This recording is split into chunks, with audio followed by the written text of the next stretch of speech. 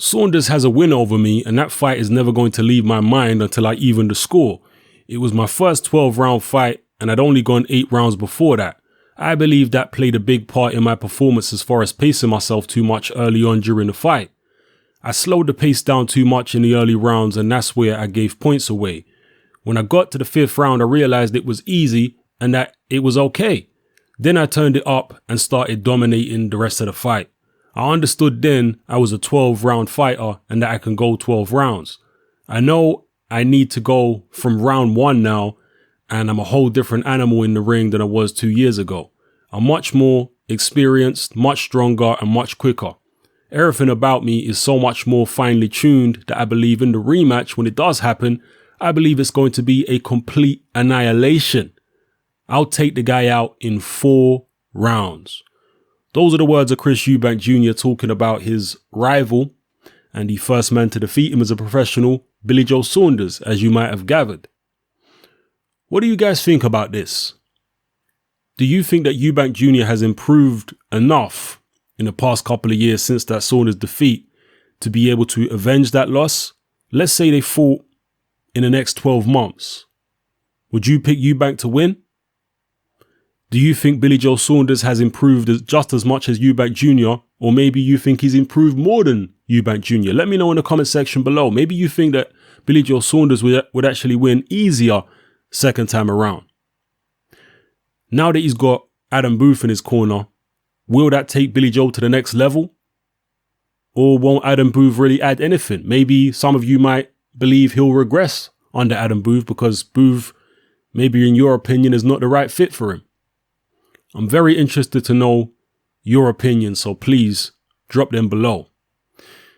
Here's one thing I can say about Eubank Jr. He is a phenomenal athlete. In my view, he is by far the best athlete either in the super middleweight or the middleweight divisions at the moment. The only person who I think comes close and just in terms of pure athleticism may be Andre Durrell, but he's well into his 30s now and getting a little long in the tooth. And again, I'm just talking about athleticism here.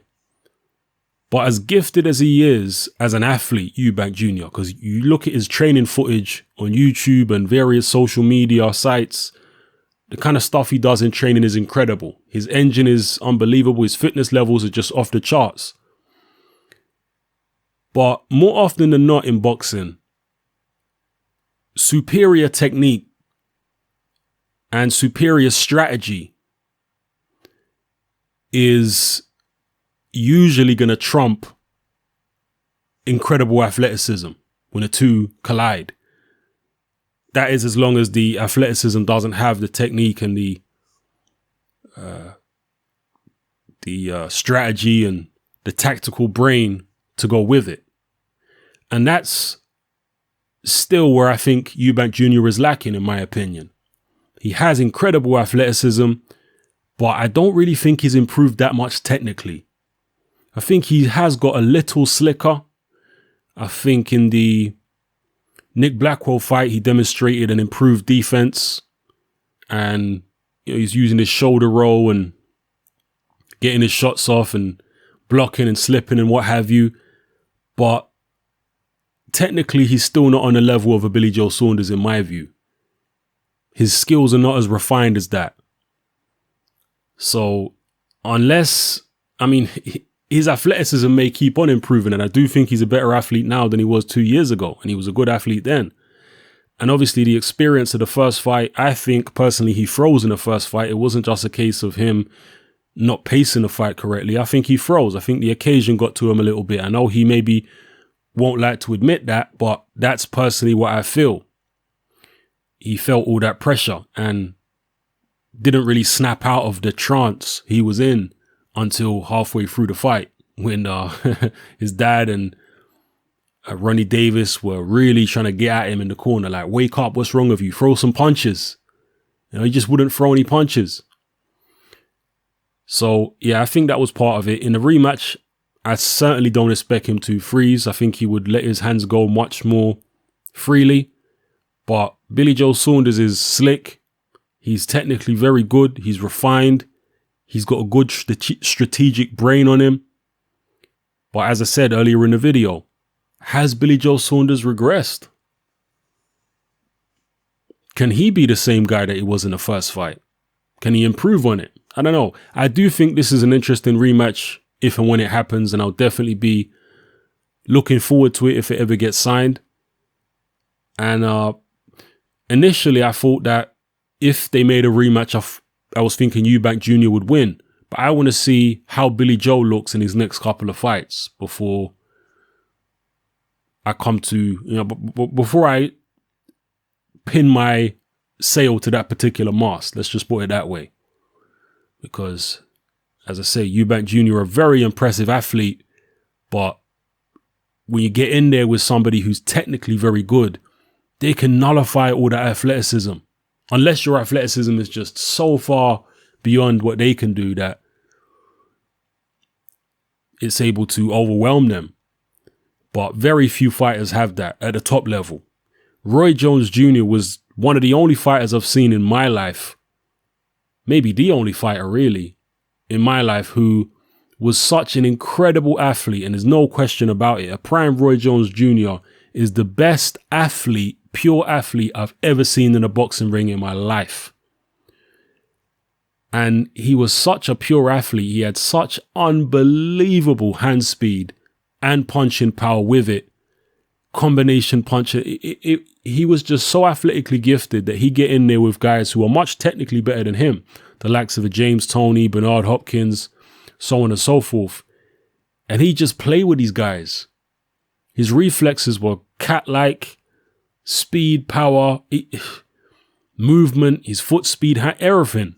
He was so athletically gifted that that's literally how he dominated the middleweight and super middleweight divisions. And later on, he moved up to light heavyweight and had a run there in his career. But really, he was at his best at super middleweight, I feel.